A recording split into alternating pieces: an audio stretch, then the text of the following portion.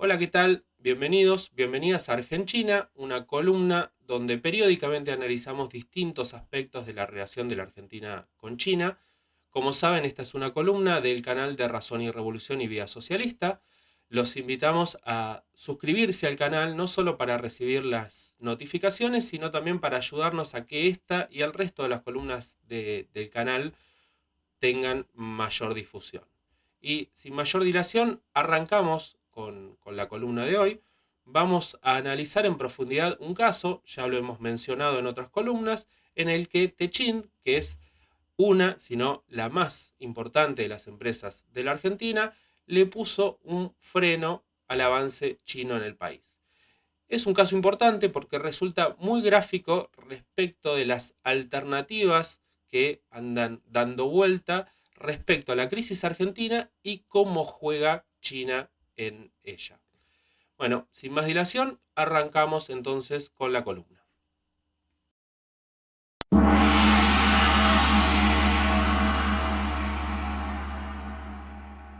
Arranquemos analizando un poco cuál es el trasfondo de este episodio que involucra a Techint y a China. El trasfondo es la producción de acero chino.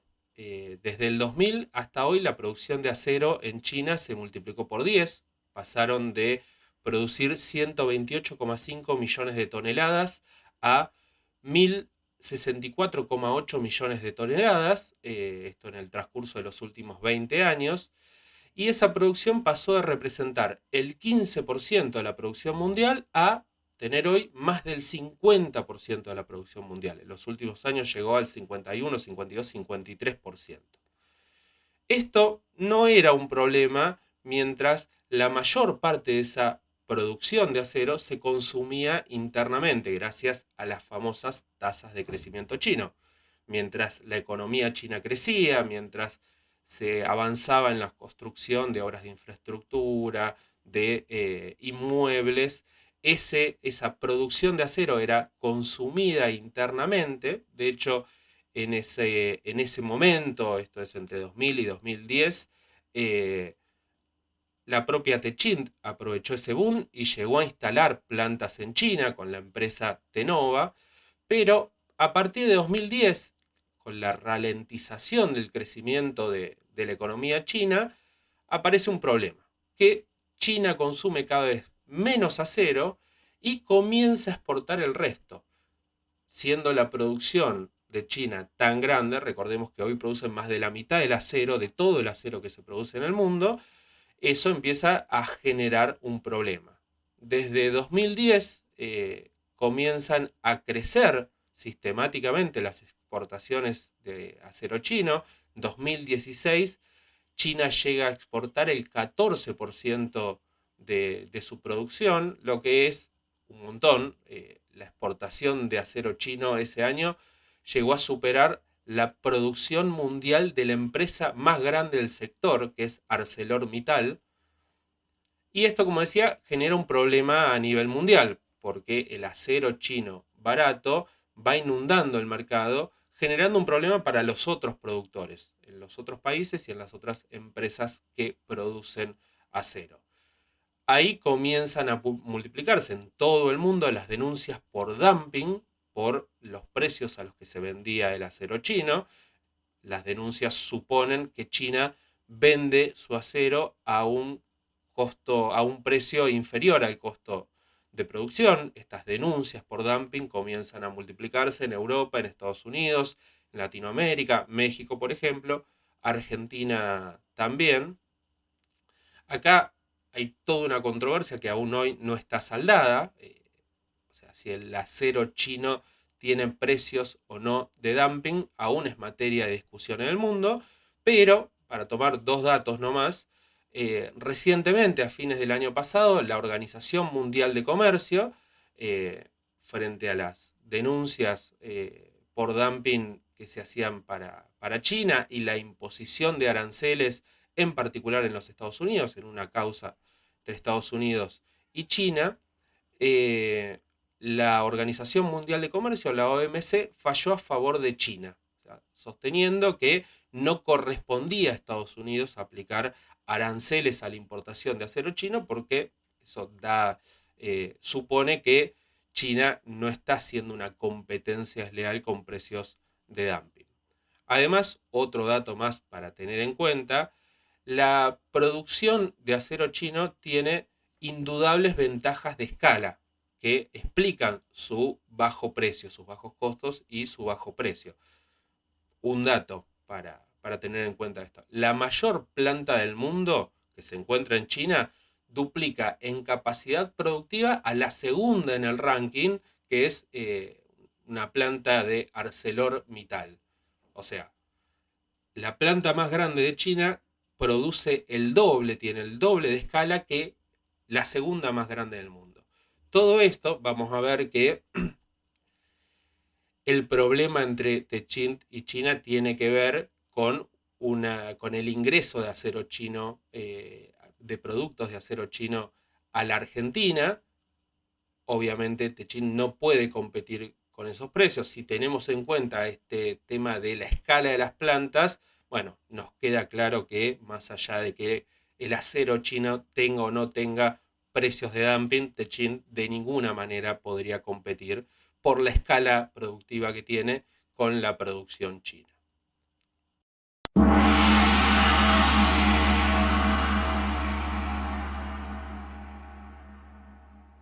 Es en este contexto que comienzan los problemas de Techint con China. El primer cruce fuerte se produce a comienzos de 2015 tras la firma de importantes acuerdos de inversión entre el gobierno de Cristina Fernández de Kirchner y el gobierno chino. Es en este momento, 2015, en donde la Argentina pasa de tener una relación comercial cada vez más importante a sumar la firma, los viajes a China, la firma de acuerdos de inversión, la búsqueda de acuerdos para que ingresen capitales chinos a la Argentina. Y es en este contexto, en febrero de 2015, tras la firma de estos acuerdos, en donde se filtra a la prensa un informe de la UIA que va a cuestionar estos acuerdos. Básicamente lo que señalan, algo que va a aparecer constantemente en los documentos de la Unión Industrial Argentina, donde hay una fuerte influencia de Techint, lo que cuestionan es que el aumento de las importaciones pone en peligro la producción y el empleo local. Cristina, esto genera un gran escándalo porque Cristina sale a responder a Techint, sale a responder al documento de la UIA, pero responsabiliza a Techint por motorizar ese documento y esta denuncia la hace en cadena nacional. Luego, durante el gobierno de Macri, vamos a ver que se multiplican las presiones de los industriales argentinos para frenar las relaciones carnales con China, se multiplican y siempre tenemos a Techint presente. Techint estuvo detrás, por ejemplo, del golpe interno que bajó la candidatura de Daniel Funes de Rioja, que es el representante de los sectores agroexportadores, a la presidencia de la UIA en diciembre, a principios, perdón, de 2017. Esto sucede porque Funes de Rioja era un promotor de las relaciones carnales con China y en el contexto general de una disputa dentro del gobierno de Macri por la orientación de las relaciones de la Argentina con China, es que se multiplica la presión y Funes de Rioja no era el mejor candidato, en particular para Techint, para defender los intereses de la industria nacional frente a China. Quien es elegido en ese momento presidente de la Unión Industrial Argentina, Sergio Acevedo, salió a cuestionar casi inmediatamente de ser elegido las relaciones con China, respondiendo un poco a lo que esperaba Techint de esa figura. Hay en este contexto otros documentos y otros cuestionamientos en actos públicos de Techint y de la UIA hacia la relación con China. Techint también fue cuestionado en otra tribuna donde ocupa un lugar relevante Techint, que es la Asociación Latinoamericana del Acero, al Acero. Ahí Techint ocupa, como decía, posiciones dirigentes y desde esa tribuna se ha cuestionado también la relación de distintos gobiernos latinoamericanos con China que según la lectura de al acero, perjudican los intereses industriales locales. El conflicto que vamos a tratar hoy es uno de los más importantes en donde se cruzan Techint y China. Se produjo en 2016 y se dispara a raíz de la licitación para la construcción de 2.336 kilómetros de gasoductos troncales en la provincia de Córdoba, eh, una licitación que se dividió en tres tramos y se adjudicó a tres consorcios empresarios, el primero de ellos comandado por Electroingeniería, la empresa de Gerardo Ferreira, muy ligado a Zanini, muy ligada al kirchnerismo. El segundo consorcio estaba comandado por IEXA, la empresa de Ángelo Calcaterra, el primo de Macri, y el tercer tramo fue adjudicado a una empresa brasilera también muy resonada por los casos de corrupción, que es Odebrecht. ¿Cuál es el problema con esta licitación y quiénes la ganaron? Bueno, el problema aparece porque los dos primeros consorcios estaban asociados, las dos primeras empresas estaban asociadas a capitales chinos, tanto para la provisión de insumos como para el financiamiento. En el caso de ingeniería estaba asociada a China Petroleum Pipeline Bureau y al Bank of China, perdón mi inglés, para la provisión de insumos y para el financiamiento de la obra. La segunda empresa, IEXA, estaba asociada con China Communications Construction Company y con el banco ACBC, tanto para la provisión de insumos como para el financiamiento. La asociación con capitales chinos implicaba, tanto IEXA como Electroingeniería son constructoras, son grandes constructoras ligadas a la obra pública, que han encabezado muchísimas obras de ingeniería o de construcción de obra pública muy grande en el país, pero los chinos acá entran por otra cuestión. Los chinos entran en primer lugar proveyendo los insumos para las obras. ¿Cuál es el principal insumo de este tipo de obra? Que recordemos es la construcción de gasoductos. Bueno, el principal insumo son tubos de acero sin costura. Estos tubos, si adquirían en China, eran provistos por estas dos empresas que mencionamos asociadas a IEXA y a Electroingeniería. Y a su vez, ligado a eso, porque dependía de eso, los consorcios chinos ofrecían el financiamiento. Básicamente el 80% del financiamiento de estos tramos de la obra era provisto por bancos chinos. Techint participó de la licitación, pero quedó en séptimo lugar. Sin embargo, como vamos a ver, no era ese el principal problema. El principal problema no era que Techint no construía la obra. Techint perdió muchísimas licitaciones, no es la única gran constructora de obra pública en la Argentina. El principal problema es que Techint, en particular Siderca, que es su planta de Campana, su principal producción y una producción en donde Techint, por lo menos en la Argentina, es más competitivo, esa producción es específicamente tubos de acero sin costura. Eh, ¿Cuál es el problema? Que por los resultados de esta licitación, Techint se perdía el negocio de abastecer esta obra de infraestructura enorme de su principal insumo, que eran estos tubos que iban a venir de China.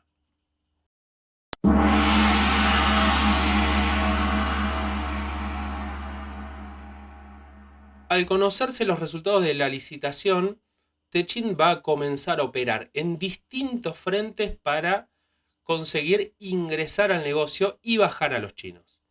En abril de 2016 comienza la ofensiva de Techint con una carta de la UIA dirigida tanto a las autoridades de la provincia de Córdoba como al gobierno nacional. Y esa carta lo que sostenía básicamente era una carta de la UIA, o sea, la UIA habla por Techint habla a través de la UIA.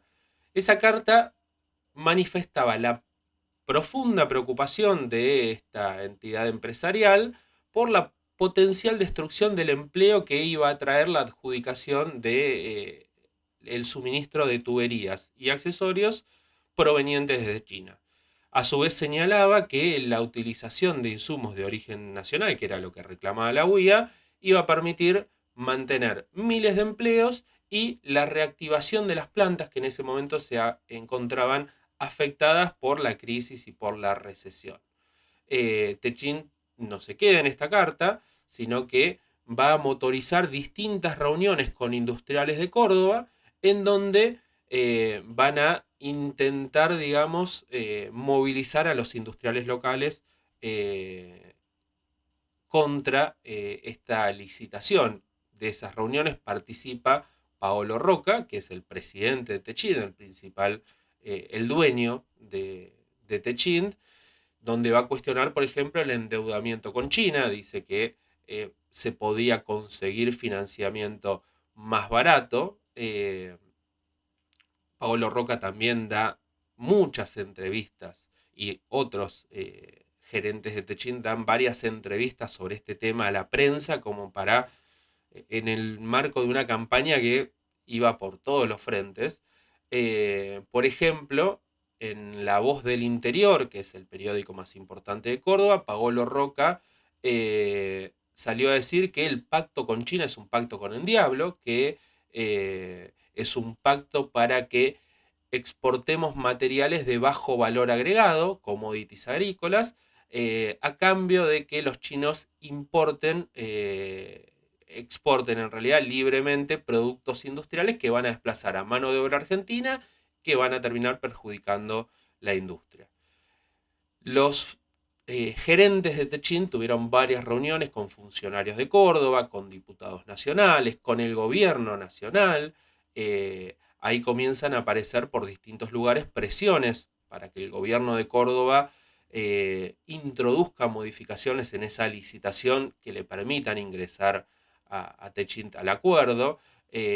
Vamos a ver, por ejemplo, a diputados en ese entonces oficialistas, o sea, de lo que hoy sería Juntos por el Cambio, Nicolás Massot, por ejemplo, Mario Negri, que se pronuncian a favor de que el gobierno de Córdoba flexibilice su postura y llamando a que el gobierno nacional interceda para encontrar una solución negociada al conflicto. O sea, una solución negociada es que el gobierno nacional presione para que entre Techint, pero también diputados en ese entonces opositores, por ejemplo, Abel Furlan, diputado del Frente de Todos, con una responsabilidad dirigente, un rol dirigente en la Unión Obrera Metalúrgica. Ahora vamos a ir a eso.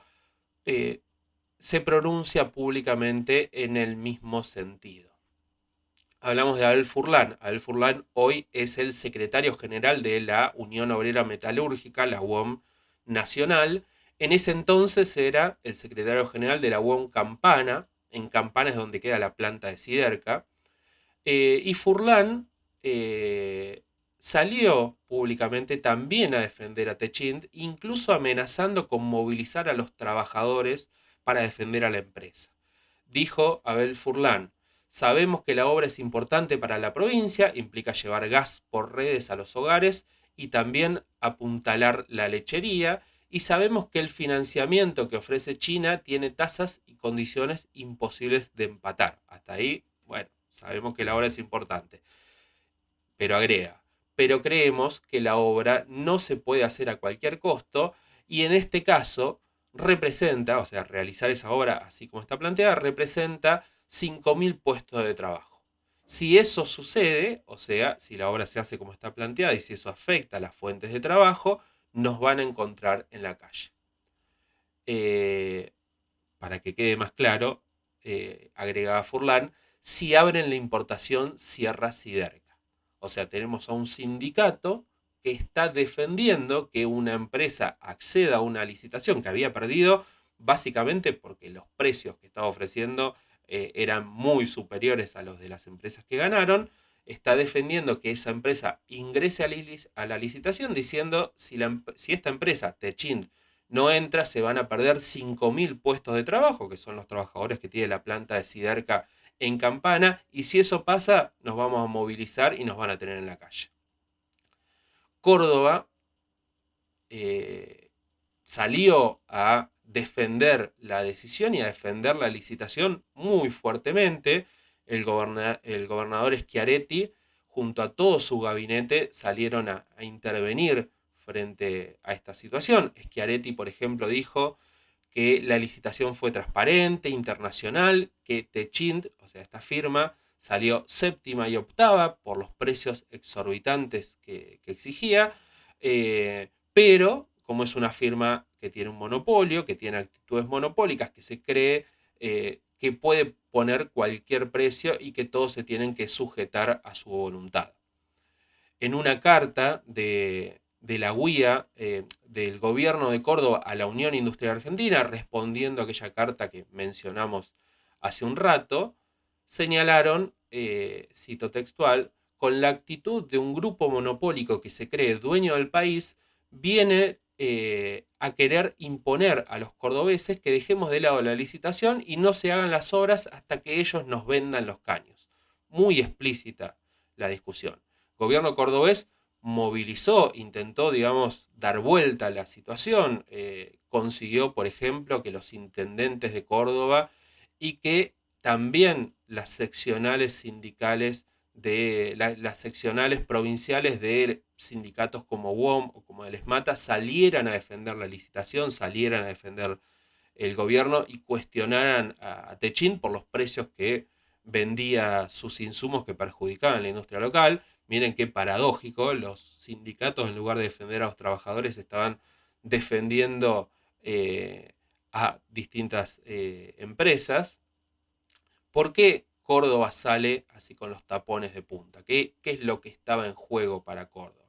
Bueno, por un lado, como va quedando claro, los bancos chinos ofrecían mejores tasas de interés y mejores plazos para el financiamiento de las obras. Esto es una política de China para ir ingresando en distintos países con la construcción de obras de infraestructura y acá se repetía.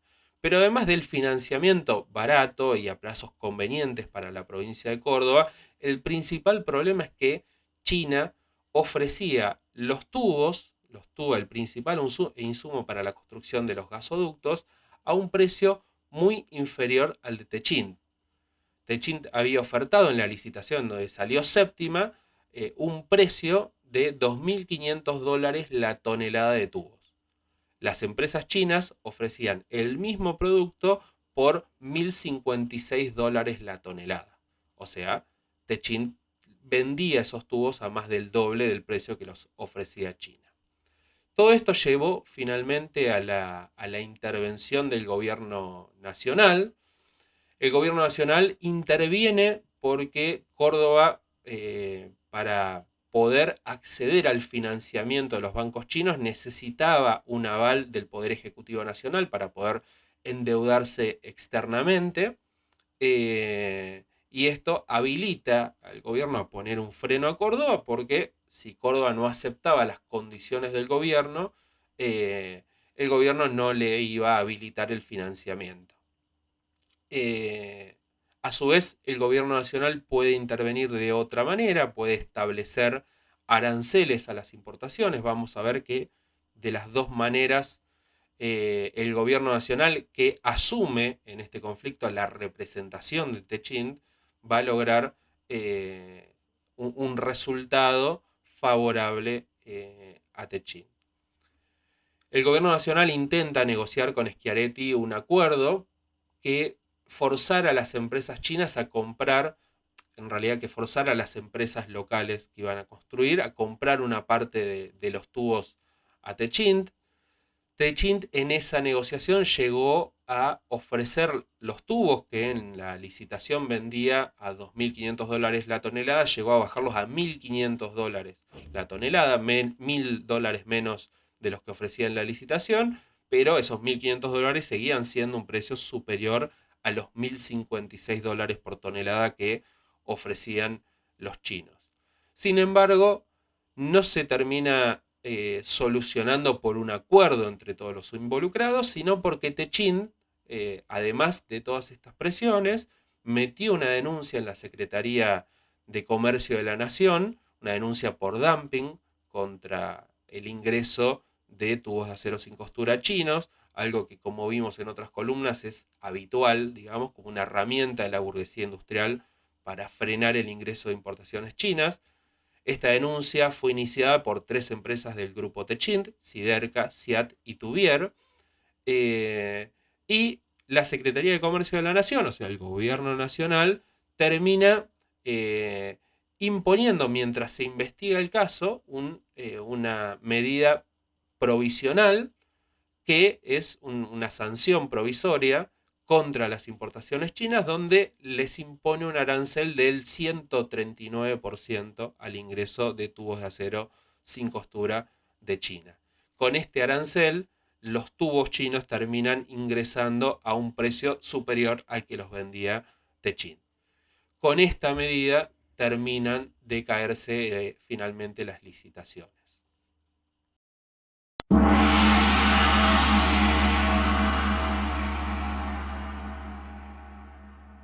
¿Cómo quedó finalmente la cuestión? Bueno, con la resolución de la Secretaría de Comercio, Córdoba no tuvo más remedio que acceder a la propuesta del gobierno nacional.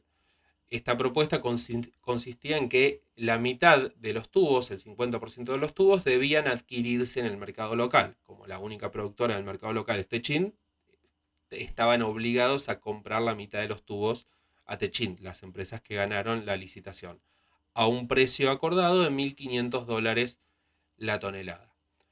En estas condiciones, la empresa que había ganado el tercer tramo de la licitación, Odebrecht, inició las obras tras llegar a un acuerdo con Techint para adquirir el 100% de los tubos a la empresa nacional a $1.350 la tonelada. Sin embargo, al perder la posibilidad de colocar los insumos en el mercado local, los consorcios chinos comenzaron a retasear el financiamiento hasta que finalmente los contratos terminaron cayéndose.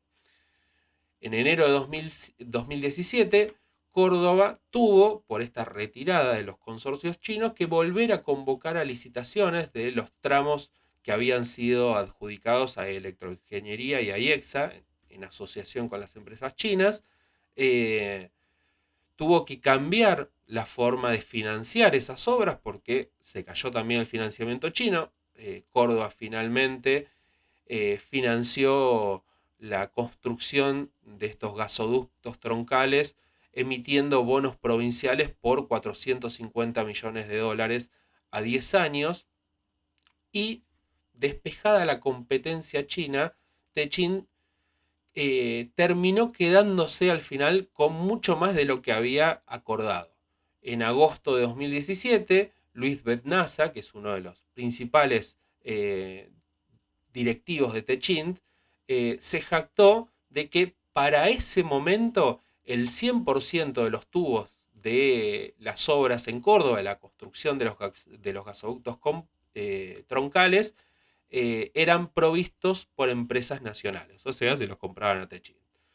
En febrero de 2018, funcionarios cordobeses manifestaron en off su descontento porque Techint, al final, una vez que ya no estaban los chinos, Techint termina vendiendo los tubos a un valor muy superior al inicialmente acordado. ¿Cuánto es esto? Bueno, la obra demandó 52.000 toneladas de tubos. La diferencia entre el precio ofertado inicialmente por los chinos, $1.056, y el que ofertó Techint, $2.500 por tonelada, sería, si lo multiplicamos por estas 52.000 toneladas de tubos, 75,09 millones de dólares. Si tomamos, en lugar de ese precio, que es el máximo que había pedido Techint, tomamos el precio que se había acordado en su momento con el gobierno nacional, $1.500 la tonelada, la diferencia entre el acuerdo inicialmente con las empresas chinas y lo que finalmente pasó cuando Techint logró desplazar a los chinos, la diferencia es de 23,09 millones de dólares. O sea, de millones de dólares que el gobierno de Córdoba pagó de más porque el lobby de Techint le hizo caer las licitaciones con los consorcios chinos. Sabemos que Techint no cumplió con ese acuerdo de $1.500 la tonelada. No sabemos el precio al que finalmente vendieron los tubos. Probablemente hayan sido distintos precios según la empresa y según el momento.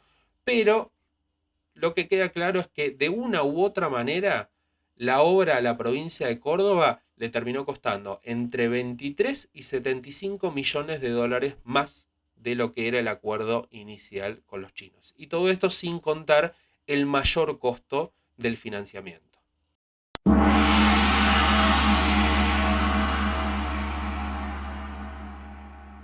Para cerrar, veamos entonces qué nos dice este conflicto entre Techint y China sobre los caminos para el desarrollo industrial de la Argentina y para salir de la crisis.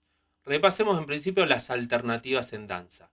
Teníamos, por un lado, la construcción de una obra de infraestructura con insumos y financiamiento chino, lo que implicaba un menor costo para el país, pero que implicaba perjudicar a la industria local con posible pérdida de empleo al no poder colocar su producción. Eh, la otra alternativa, que finalmente fue la que se terminó imponiendo, era la realización de esa obra de infraestructura con provisión de insumos por parte de la industria local a un mayor costo para el país, tanto por el precio al que se venden esos insumos como por el mayor costo del financiamiento. A grandes rasgos, estas son las dos alternativas que se vienen manejando en la Argentina como, digamos, distintas respuestas a la crisis que venimos atravesando desde hace 70 años y que también están presentes en las oscilaciones en relación a China.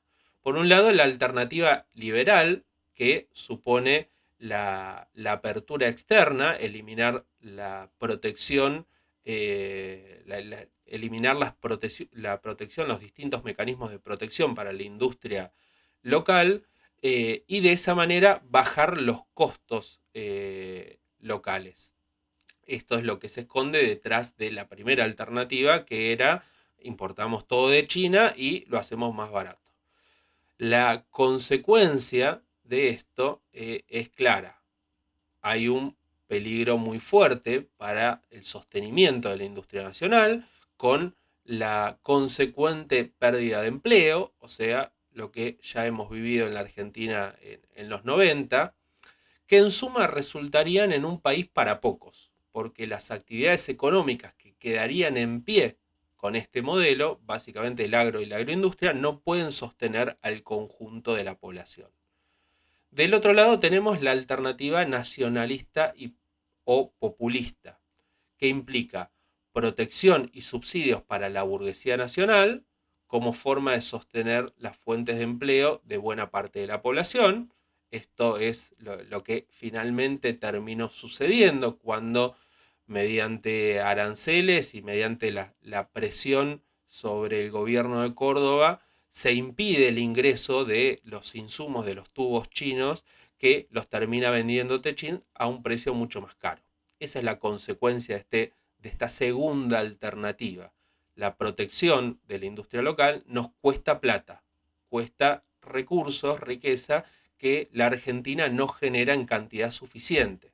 Sostener a esto que nosotros llamamos una burguesía planera que vive de subsidios es lo que finalmente viene trayendo a la Argentina de crisis en crisis desde hace 70 años.